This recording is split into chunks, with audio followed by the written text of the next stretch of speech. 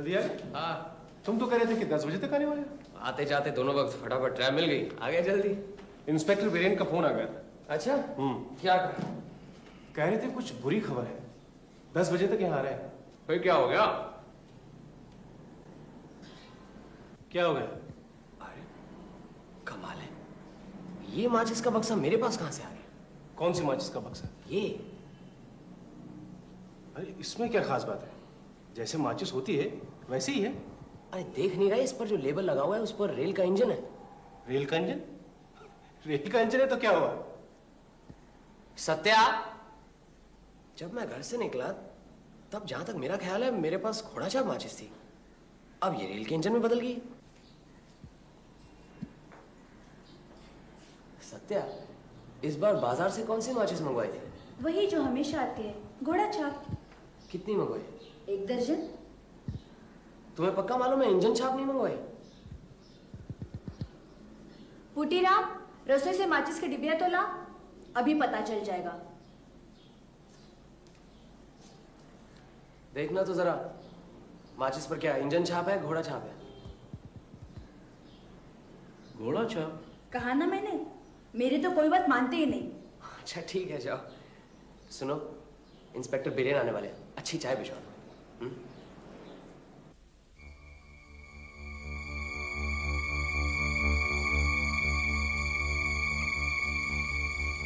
याद आया, ट्रैम में मेरे पास एक आदमी बैठा हुआ था, उसने मुझसे माचिस मांगी, फिर सिगरेट जलाकर वापस दे दी। अजीत, क्या है?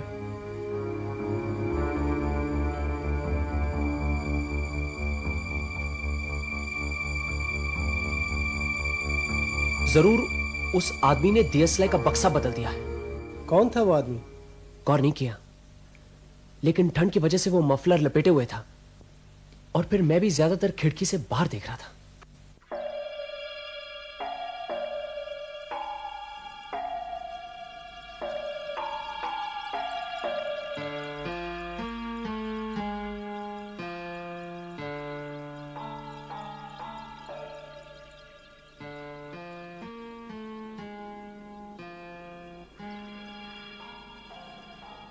कब आ रहा है इंस्पेक्टर? 10 बजे। मुझे मालूम है इंस्पेक्टर क्या बुरी खबर लाने वाला है। क्या?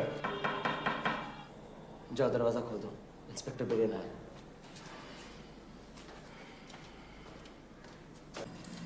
आइए इंस्पेक्टर।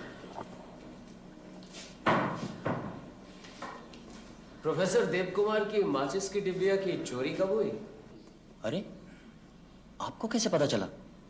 ये खबर तो हमने दबा कर रखी है। अपनी माचिस से सिगरेट जलाइए।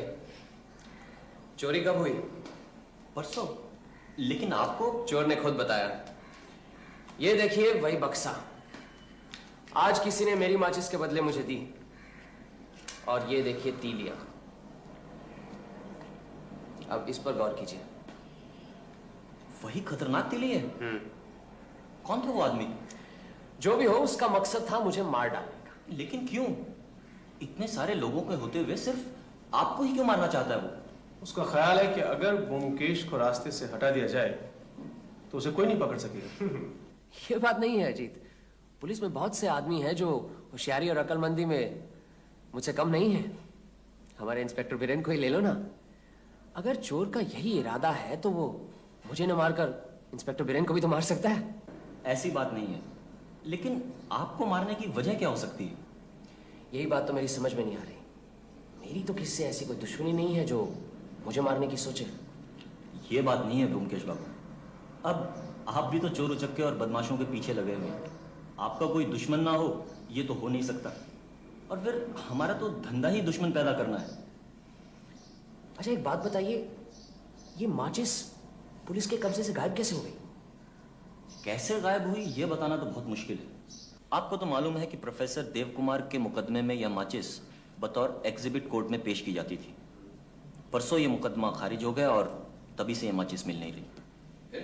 फिर क्या, कुछ अर्दली और छोटे ओहदे के नौकरों पर शक करके उन्हें गिरफ्तार कर लिया गया है। अंदर ही अंदर काफी खलबली मची हुई है। सरकार भी खुद परेशान है कि माचिस गायब कैसे हुई। अब सारा दारोमदार आपके ऊपर ही है। लेकिन आप जो मुझे ये काम सौंप रहे हैं, आपके ऊपर वालों की इजाजत है? अब मैं आपको अंदर की बात बताता हूँ। दिया सलाई के बक्से के गायब हो जाने के साथ ही साथ यह केस सीआईडी के हाथों में सौंप दिया गया है, लेकिन आज 3 दिन हो गए, कोई नतीजा नहीं निकला। उधर रोज सुबह शाम पूछताछ भी जारी है। आखिरकार बड़ी सरकार ने यह फैसला किया है कि यह केस फौरन आपके हाथों में दे दिया जाए। ठीक है, लेकिन मैं एक बार कमिश्नर साहब से जरूर मिलना चाहूंगा। कब फ्री है? आप जब चाहें तब कमिश्नर साहब आपसे मिलेंगे। अच्छा, ऐसा करिए, आज रहने दीजिए, मैं कमिश्नर साहब से कल मिलता हूं। आज मुझे जरा सोचने दीजिए। लेकिन जितनी देर होगी जल्दबाजी करने से कुछ नहीं बनेगा। हमें एक अनजान आगंतुक आदमी को पकड़ना है। ब्योमकेश बाबू हैं? उनकी चिट्ठी है? उनकी चिट्ठी तो है, लेकिन उनसे कुछ पूछना है। मुझसे पूछना, मैं बताता हूँ। क्या ये उनकी चिट्ठी है? 1 मिनट में उनको बुला रहा हूँ। देखिए, चिट्ठी आपकी है? हाँ मेरी है। क्यों, क्या बात है? नीचे मेज में बाबू कह रहे थे ये चिट्ठी उनकी है। अरे, ब्योमकेश बख्शी कोई और भी है क्या? उन्होंने अपना नाम ब्योमकेश बोस कहा। नीचे मेस में ब्योमकेश नाम का कोई आदमी है? ऐसा तो कभी सुना नहीं। ठीक है। किसकी चिट्ठी है?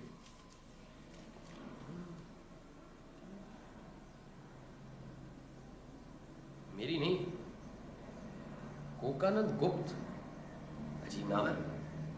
देखूं? ब्योमकेश बाबू, बहुत दिन हो गए आपसे मुलाकात नहीं हुई, लेकिन फिर भी आपको भूल नहीं सका। फिर से मुलाकात करने की तमन्ना आज भी जिंदा है। आपके मुझे पहचान पाएंगे? क्या पता बरसों बाद मुलाकात होगी, शायद इस नाचीज को भूल गए होंगे, लेकिन मैं आपको कभी नहीं भूलूंगा। आपका मैं बहुत बहुत कर्जदार हूं। आप अपने काम की वजह से कई सालों से इधर उधर भटकता रहा, इसलिए उस कर्ज का एक रत्ती भी नहीं चुका पाया। अब मैं वापस कलकत्ते आ गया हूं और जल्दी से जल्दी अपने कर्जे से मुक्त हो जाना चाहता हूं।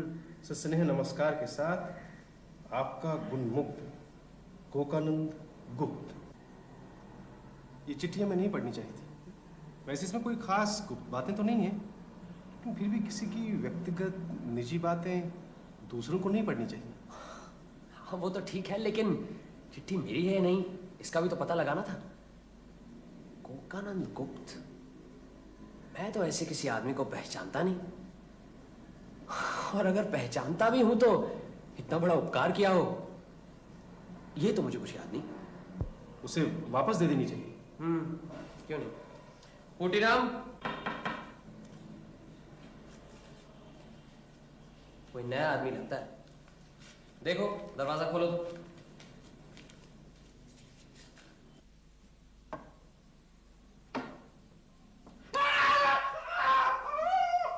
नमस्ते, मेरा नाम ब्योमकेश बोस है। एक चिट्ठी। आइए, आपकी चिट्ठी भिजवा ही रहा था। अच्छा हुआ आप आ गए। बुरा ना मानिए, मैंने अपनी समझकर पढ़ ली।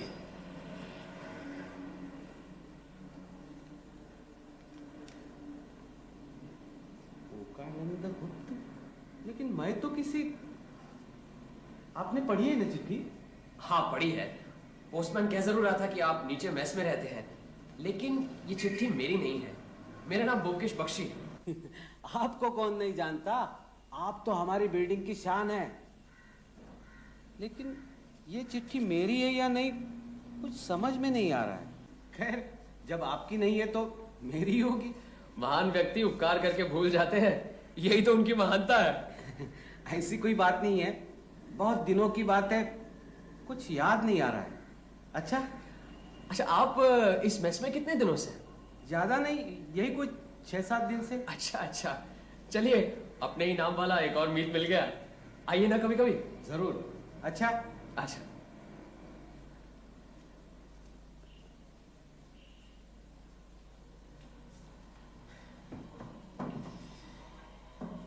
इस 2 नंबरी ब्योमकेश को कभी देखा है तुमने? कभी नहीं, पहली बार ही शक्ल को देख रहा हूं। तुम्हें क्या लगता है? इसकी चाल कुछ पहचानी हुई सी लगती है मुझे। हमें तो माचिस चोरी का केस सुलझाना है। समझ लो, जिस जंगल में कोई शिकार ही ना हो, वहीं से शेर मार कर लाना है। क्या बात है, आज इतने उतावले से घूम रहे हो? क्या बताऊं, मन को एक रास्ते पर नहीं ला पा रहा, इधर उधर भटक रहा है। जब इतनी बड़ी जिम्मेदारी ले ली है तो मन पर काबू रखना चाहिए। मैं क्या जानबूझकर भटक रहा हूं? आज सुबह की वो चिट्ठी, कोकानन गुप्त, ध्यान उसी तरफ जा रहा है। उस चिट्ठी में परेशानी की क्या बात है? नहीं, वैसे तो कुछ नहीं है, लेकिन सोच रहा हूं कि अगर सचमुच वो चिट्ठी मेरे लिए लिखी गई हो तो? क्या बात कर रहे हो ब्योमकेश? चिट्ठी लिखने वाले को तुम पहचानते नहीं। एक दूसरा आदमी उस चिट्ठी को अपनी मानता है, फिर वो चिट्ठी तुम्हारी कैसे हो सकती है? उस चिट्ठी में क्या लिखा है तुम्हें याद है? बहुत ही कृतज्ञ होकर किसी एहसान के बदले में अपना बोझ हल्का करना चाहता है। इसमें इतनी परेशानी की क्या बात है? अच्छा चलो, अब सो जाओ, कल सोचना क्या करना है। जी, मुझे लगता है कि जिसने प्रोफेसर देव कुमार की डीएसएलआर चुराई है, वही मुझे मार डालना चाहता है। कितनी बार कहा है पुलिस में रिपोर्ट दर्ज करके रखना, मेरी तो कुछ सुनते ही नहीं हो। अजी, ये काम तुम ही कर डालो ना। वो मुझे हमेशा के लिए ठंडा कर देना चाहता है। अच्छा, मान लो मैं खुद ही मर जाऊं। भाई काफी रात हो गई, मैं चलता हूँ। अरे सुनो तो सही, तुम मेरी बात नहीं समझ पा रहे। मैं कह रहा हूं कि जो मुझे मार डालना चाहता है, अगर उसके मारने के पहले ही मैं मर गया तो क्या?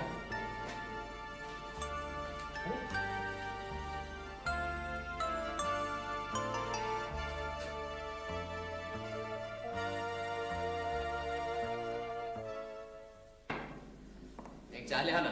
सत्या, उसका भाई आया था, उसी के साथ चली गई। अच्छा, ये तो बहुत ही अच्छा हुआ। क्यों? बाद में बताऊंगा। आज सुबह सुबह क्यों चले गए? कमिश्नर साहब से मिलने। मुलाकात हुई? हाँ, मिले और मेरे प्लान ऑफ एक्शन की तारीफ कर रहे थे। क्या है तुम्हारा प्लान? कल जब बता रहा था तो उठकर चले गए। अब क्या करोगे सुनकर? अच्छा, वो प्लान। तुम सचमुच मर गए? हाँ, वही। कल इसलिए चला गया था क्योंकि तब रात के 11 बजे थे। कमिश्नर साहब तो सुबह सुबह ऑफिस आए होंगे, वो कैसे सोते? इसीलिए उन्हें मजबूरन सुनना पड़ा। सुना भी और खुश भी हुए। अच्छा ठीक है, बताओ क्या है तुम्हारा प्लान? अब मैं ध्यान से सुनूं। प्लान ये है कि मैं अखबार में एक इश्तिहार छपवाऊंगा, अपना हुलिया देकर। श्रीरामपुर स्टेशन पर मेरी लाश मिलेगी।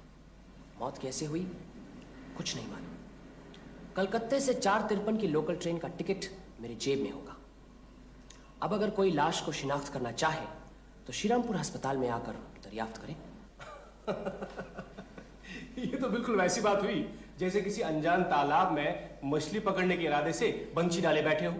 तालाब में मछली है कि नहीं ये भी नहीं मालूम। हाँ, अंधेरे में ही ईंट फेंक रहा हूं, हो सकता है कहीं ना लगे, और जब नहीं लगेगी तो कोई और तरीका सोचेंगे।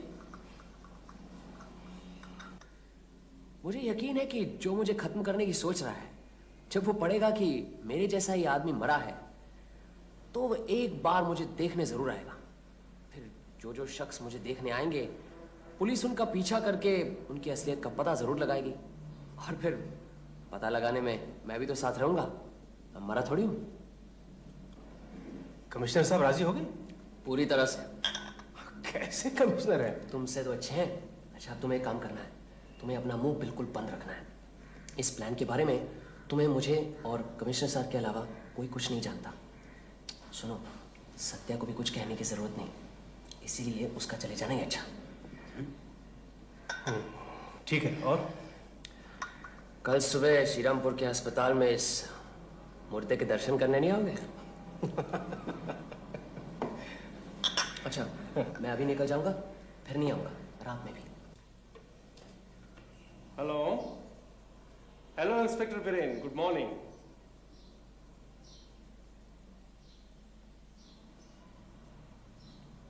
जी वो घर पर नहीं है, कलकत्ते से बाहर। जी मालूम नहीं, कुछ कहकर नहीं गए? कब लौटेंगे कुछ पता नहीं। वैसे 2-4 दिन तो लग सकते हैं। नमस्कार। आइए आइए। मुंडीराम, जरा चाय बनाना। आइए बैठिए। कहिए, कैसे आना हुआ? यूं ही बस, कहीं जा तो नहीं रहे ना? नहीं, ब्योमकेश बाबू कहीं दिखाई नहीं देते। जी हाँ, वो कहीं गए हैं कलकत्ते से बाहर काम से। कब गए? आज ही। अच्छा, आप क्या काम करते हैं? बुरा मत मानिए, ये सवाल तो हमारे देश में चलता है। ब्योमकेश बाबू कुछ भी बताने को मना कर गए नहीं? नहीं, ऐसी कोई बात नहीं है। मैं सरकारी नौकरी करता हूँ। कब तक वापस आएंगे? कुछ कह नहीं सकता। 2-3 दिन लग सकते हैं। अच्छा, सरकारी नौकरी में तो आपको इस वक्त दफ्तर में होना चाहिए। आम नौकरियों की तरह मुझे 10 से 5 जाना नहीं पड़ता है। मेरा काम कुछ और है। अच्छा अच्छा। किधर की तरफ गए, कुछ कह सकते हैं? कह नहीं सकता, लेकिन शायद श्रीरामपुर उतरेंगे। हाँ। लीजिए, चाय पीजिए।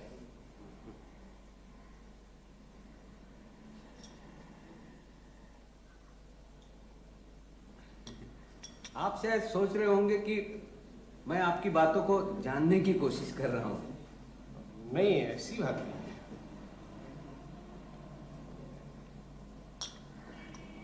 यकाएक ब्योमकेश बाबू श्रीरामपुर क्यों चले गए? ये तो आप उन्हीं से पूछ लीजिए। वैसे यहाँ कब से रह रहे हैं आप? जी, मैं 10 साल से रह रहा हूँ। ब्योमकेश मुझसे पहले से रह रहे हैं।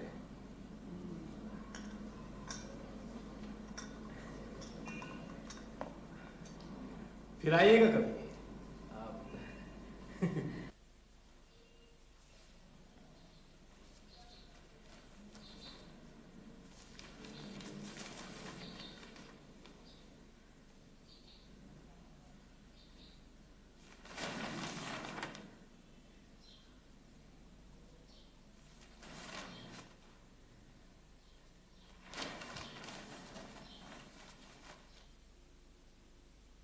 कल शाम को 5:30 बजे श्रीरामपुर स्टेशन के वेटिंग रूम में एक अनजान आदमी की लाश बरामद हुई है। लाश पर कहीं किसी चोट का निशान नहीं है। मौत की वजह का भी पता नहीं चला। आदमी की उम्र करीबन 33-34 है। रंग गोरा, कद लंबा, स्वस्थ, देखने में सुंदर। दाढ़ी मूछ नहीं है। बादामी रंग का कुर्ता पजामा और सफ़ेद शॉल पहने हैं। आदमी कलकत्ते से 453 की लोकल गाड़ी से श्रीरामपुर जा रहा था। जेब में श्रीरामपुर की टिकट मिली है। अगर कोई लाश को शिनाख्त करना चाहते हैं तो श्रीरामपुर अस्पताल में दरियाफ्त करें।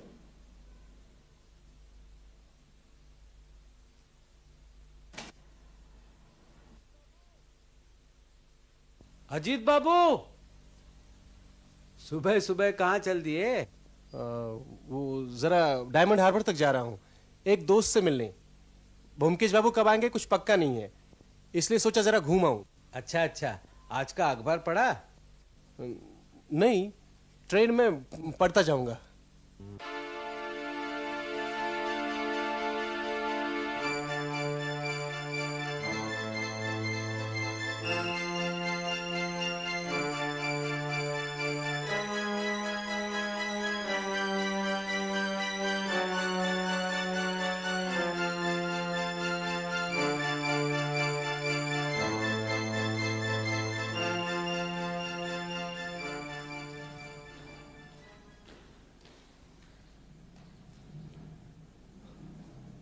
खुल जा सिम सिम।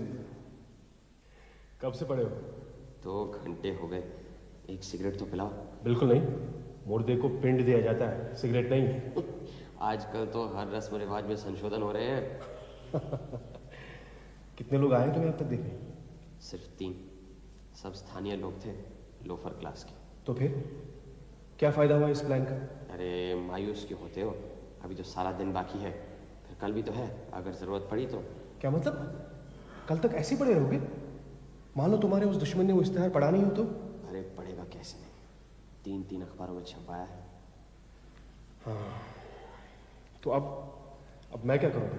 घर तो जा नहीं सकता। क्यों? अरे तुम्हारे उस नाम राशि ने सुबह से ही पूछ लिया कहाँ जा रहे हो, तो मैंने कहा कि मैं 1-2 दिन के लिए डायमंड हार्बर जा रहा हूँ। अच्छा ही किया तुमने। एक काम करो, नज़दीक कहीं जाकर छुप जाओ। मुझे जो देखने आ रहे हैं उन पर नज़र रखना। वैसे तो पुलिस ये काम कर ही रही है, मुझे देखने वालों की पूरी छानबीन करेगी। लेकिन अगर तुम्हें लगे कि कोई जाना पहचाना सा है तो मुझे फ़ौरन आकर खबर कर देना। मुसीबत तो ये है कि मैं आँख नहीं खोल सकता इसीलिए जो चरण रज दे रहे हैं उनके दर्शन नहीं कर सकता। हाँ, अगर किसी ने देख लिया कि मुर्दी की आंखें टिमटिमा रही है तो देखने वाला घबरा जाएगा। मुर्दे हंसते नहीं हैं? अच्छा, मैं यहाँ नज़दीक ही रहूँगा, लेकिन पुलिस कोई झमेला तो नहीं करेगी? दरवाजे पर जो सिपाही खड़ा है ना, जाके उसे अपना परिचय दे दो, फिर कुछ नहीं होगा। देखने में वो मामूली सिपाही लगता है, लेकिन असल में सीआईडी का सीनियर इंस्पेक्टर है। जाओ। अच्छा ठीक है, मैं पास ही रहूँगा, ज़रूरत पड़ी तो दोबारा आऊँगा।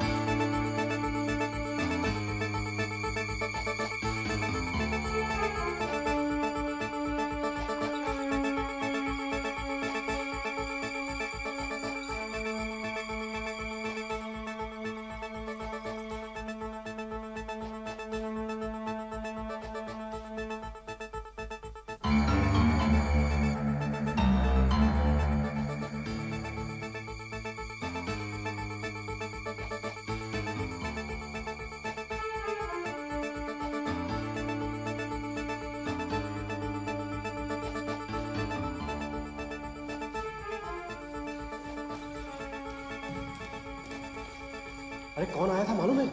वही तुम्हारा मीत, ब्योमकेश बोस। वही था ना? हाँ बिल्कुल। अभी तक तो भाग गया। अभी यहाँ जो आदमी आया वो किधर है? वही था क्या? हाँ, उसे फौरन गिरफ्तार करना है। इधर गया है, दाहिने तरफ। अभी अभी यहाँ से एक आदमी गया है, तुमने इसे देखा है? जिसके मुंह पे मफलर था? हाँ हाँ वही। हाँ, वो कलकत्ते की एक टैक्सी में आया था और उसी में बैठ के चला गया। चलो फौरन उसे पकड़ना है। लेकिन हमारी मोटरसाइकिल तो अभी तक नहीं आई। टैक्सी का नंबर लिया तुमने? कैसे लेता, टैक्सी बहुत दूर खड़ी हुई थी। इसकी जवाबदारी तुम पर ही होगी। चलो जीत। यहाँ तो कोई टैक्सी नहीं है। तो क्या ब्योमकेश बोस ही तुम्हें मारना चाहते हैं? हाँ। तुम्हें कैसे पता? अभी रहने दो, बाद में बताऊंगा। मुझे लगता है कोई टैक्सी नहीं मिलेगी। चलो ट्रेन से चलते हैं। लेकिन वो इतनी जल्दी भागा क्यों? अरे जब तुम मर ही गए थे तो इसमें भागने की क्या जरूरत थी? पहुंचा हुआ शिकारी है, आते ही समझ गया कि जाल में फंसा है। वो कैसे? मेरे दिल की धड़कन से। अरे दिल थोड़ी मरा है। चलो। अरे ब्योमकेश बाबू, आपके जूते?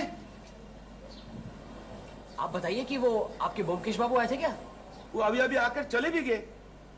वो घर से कुछ जरूरी खबर आई थी, इसलिए वो भी आपको ढूंढ रहे थे। मुझे? हाँ, और कह गए आप बिल्कुल अफसोस मत कीजिए, थोड़े ही दिन में आपसे फिर से मुलाकात होगी। इसलिए तो मैं आपका इंतजार कर रहा था। कहाँ गए ये तो बताया नहीं होगा। जी नहीं। अच्छा, उनका कमरा कौन सा? वो रहा 5 नंबर। जरा दिखाइए तो सही। आइए।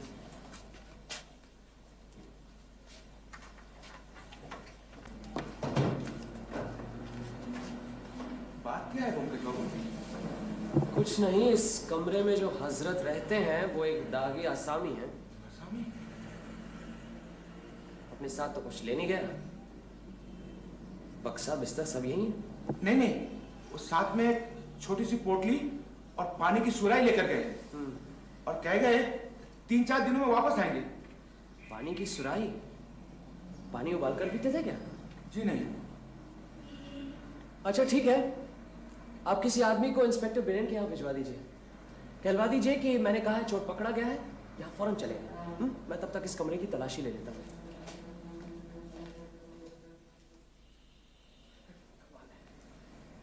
गद्दा, तकिया, गर्म लिहाफ इस जाड़े के मौसम में सब यही हैं। इसका मतलब समझते हो? नहीं, क्या मतलब? कहीं एक दूसरे सेट का बंदोबस्त जरूर है। चलो तुम उधर देखो, मैं यहाँ देखता हूँ। वहाँ देखो।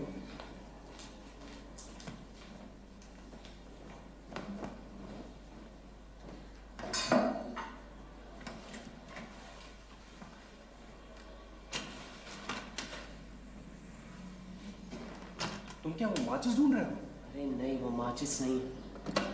देख रहा हूँ कहीं कोई क्लू मिले तो कम से कम ये तो पता लगे कि इस हजरत का असली नाम क्या है। इसका असली नाम ब्योमकेश बोस नहीं है, ये तो साफ सा है। उसने अपना नकली नाम ब्योमकेश क्यों रखा? बदला लेने की साइकोलॉजी अजीब है। अगर दुश्मन को पता ना लगे उस पर कौन वार कर रहा है तो उस वार करने वाले को मजा नहीं आता। इसीलिए मेरा ही नाम रखकर मेरे सीने पर सवार होने का आनंद लेना चाहता है। मेरा मरा हुआ मुंह देखने के आनंद के लिए सीरमपुर दौड़कर गया था।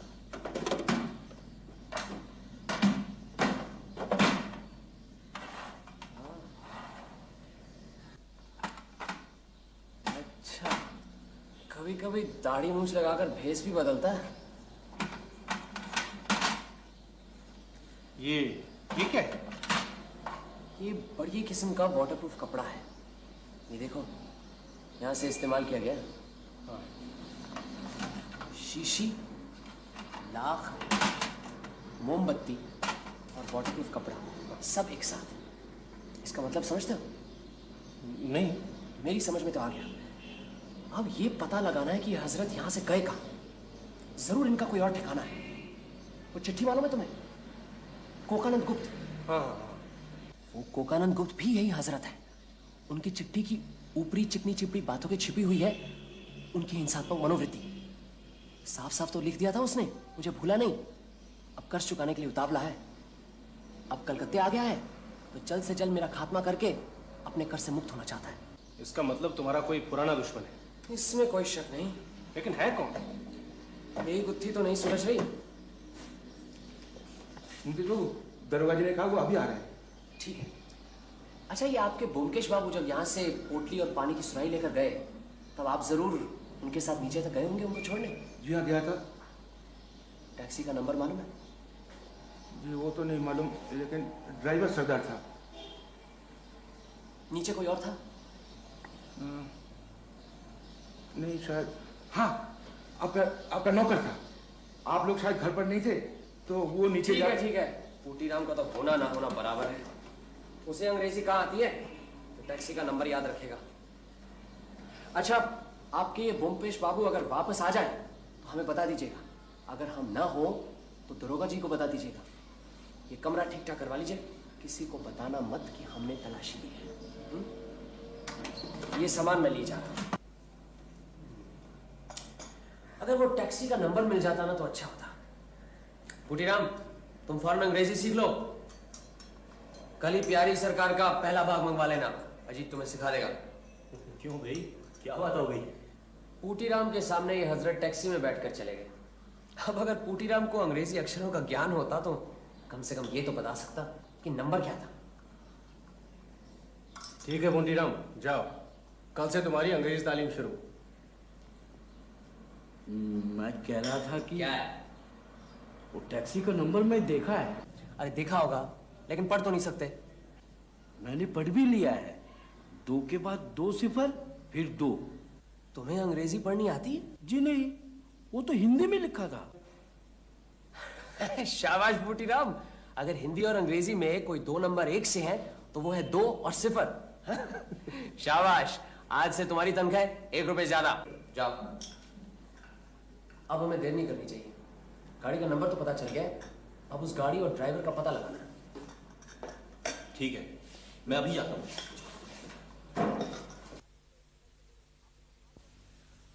आइए आइए इंस्पेक्टर बिरेन, आपने तो कमाल कर दिया।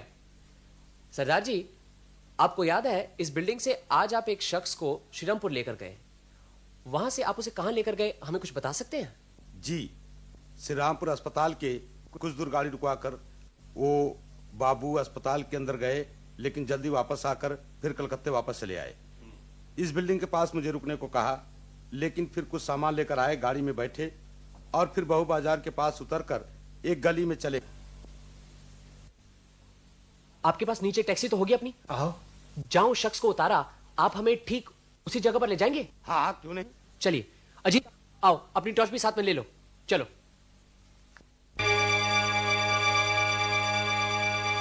यही जगह है। अरे ब्योमकेश, ये तो वही जगह है जहां हम पहली बार मिले थे। वो देखो हमारे मेस की बिल्डिंग। अब समझा ये आदमी कौन है। कौन है? 10 साल पहले मैं यहाँ एक मेस में तहकीकात करने आया था।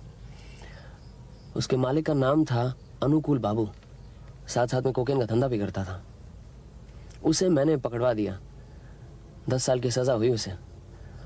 अब वो छूट गया है और वही मेरा दुश्मन बन बैठा है, मुझे मार डालना चाहता है। याद है अजीत, चिट्ठी में क्या लिखा था? कोकेन का धंधा करता था, उसने अपना नाम कोकानंद रख लिया, कोकेन से कोकानंद। याद है? लिखा था, मैं अब कलकत्ते वापस आ गया हूं, आपको कभी नहीं भूलूंगा, जल्द से जल्द अपने कर्ज से मुक्त होना चाहता हूं। लेकिन उसका चेहरा कैसे जला, कुछ पता नहीं चला। इंस्पेक्टर बिरेन, पिस्तौल वगैरह सब है ना? है। चलिए अंदर चलकर उन्हें गिरफ्तार करते हैं। अभी नहीं, आदमी से ज्यादा जरूरत है उस माचिस की। सरदार जी, हमें शायद ज्यादा टाइम लगेगा, आप गाड़ी की लाइट बुझा दीजिए और पीछे उस दुकान में चाय पीजिएगा। हम अगर गाड़ी से उतर गए तो आप यहीं वापस आ जाएगा, हमारा इंतजार कीजिए। जी हुकुम जी।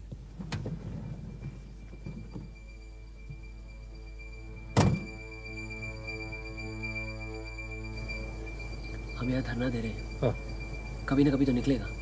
जब निकलेगा हम उसके कमरे में जाएंगे, कमरा सर्च करेंगे, फिर जब वो वापस आ जाए आप उसे गिरफ्तार कीजिए। और मान लो वो कमरे से ना निकले तो? अरे निकलेगा कैसे नहीं, अब आप मेस नहीं है, रात का खाना खाने तो वो देखो।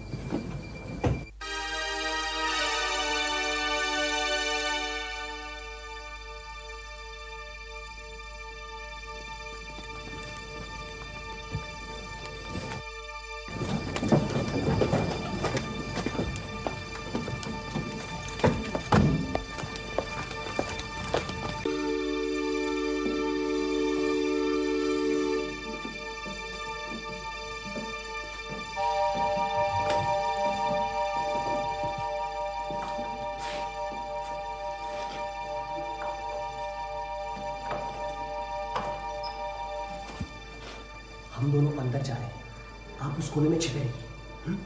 ये ताला बाहर से लगा दीजिए, जैसे ही कोई अंदर आए आप फौरन अंदर आ जाइए।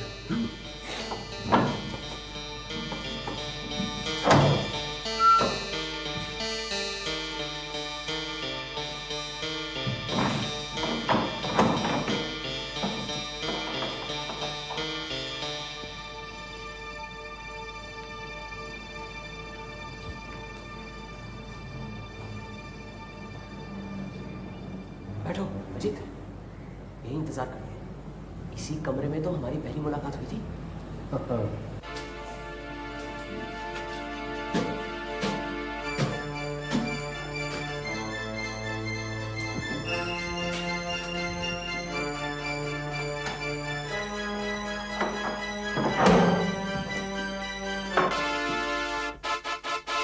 पधारिए अनुकूल बाबू।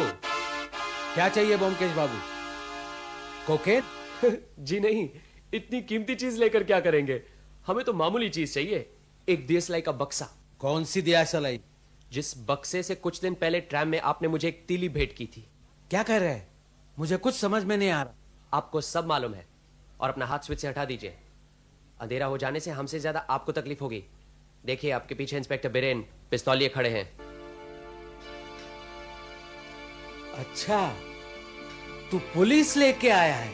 मैं तुझे जिंदा नहीं छोड़ूंगा जब तक तेरा खून नहीं पिया। मैं वो दियसलाई कहाँ है? मुझे नहीं मालूम, नहीं दूंगा मैं दियासलाई। ठीक है, फिर मैं ही बताता हूं कि दियसलाई कहाँ है। इंस्पेक्टर बिरेन, जरा इनका ख्याल रखना। छोड़ दो मुझे।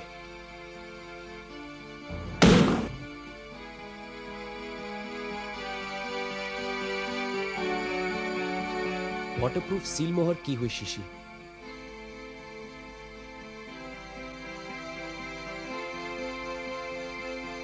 सब ठीक है, शीशी टूटी नहीं है।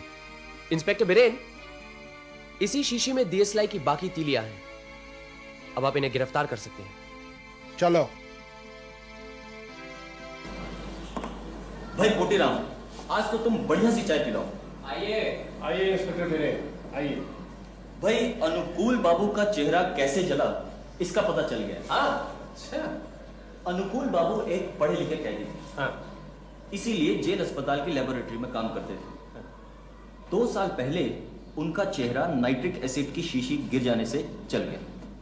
बस तभी से उनका चेहरा ऐसा हो गया। लेकिन ब्योमकेश बाबू, आपको यह कैसे पता चला कि पानी की सुराही में वही खतरनाक तीलियां हैं? यहां हमारे अनुकूल बाबू की अकलमंदी की तारीफ करनी पड़ेगी। दियसलाई पानी में छुपा कर रखी गई है, ये कोई सोच भी नहीं सकता। अब अगर उनके घर की तलाशी ली जाए तो और जहां भी हो, लेकिन कोई पानी की सुराही की तलाशी नहीं लेगा। मुझे भी शक हुआ जब मैंने सुना कि वो एक हैंडबैग और पानी की सुराही लेकर भागे। अब इस जाड़े के मौसम में कोई गद्दा कंबल छोड़कर पानी की सुराही लेकर क्यों भागे? और फिर जब उनके बक्से में से वो वाटरप्रूफ कपड़ा और सील करने वाली लाख मिली, तब मुझे यकीन हो गया कि जरूर इसी सुराही में वो खतरनाक तीलियां हैं। वो सब तो ठीक है, लेकिन अनुकूल बाबू को उन तीलियों के बारे में कैसे पता चला? प्रोफेसर देव कुमार और उनकी इजाद की गई माचिस की तीलियों का केस सारे अखबारों में छपता था। उन्हीं दिनों अनुकूल बाबू की रिहाई हुई थी। अब मुझसे बदला लेने की आग उनमें थी ही। वे रोज कोर्ट जाकर ये केस सुनते थे। वहीं ये माचिस की डिबिया अक्सर बतौर एग्जिबिट कोर्ट में पेश की जाती थी। अनुकूल बाबू ने सोचा इसी हथियार से मुझे खत्म कर देंगे। अब माचिस हथियाना तो उनके लिए मामूली सी बात थी। किसी भी चपरासी को उल्लू बनाकर उसके बदले में दूसरी माचिस रखकर उन्होंने अपना काम बना लिया। इंस्पेक्टर बिरेन, अगर आप चाहे तो इसकी तहकीकात कर सकते हैं। लीजिए, चाय पीजिए। कोटीराम, पढ़ाई लिखाई शुरू कर दी?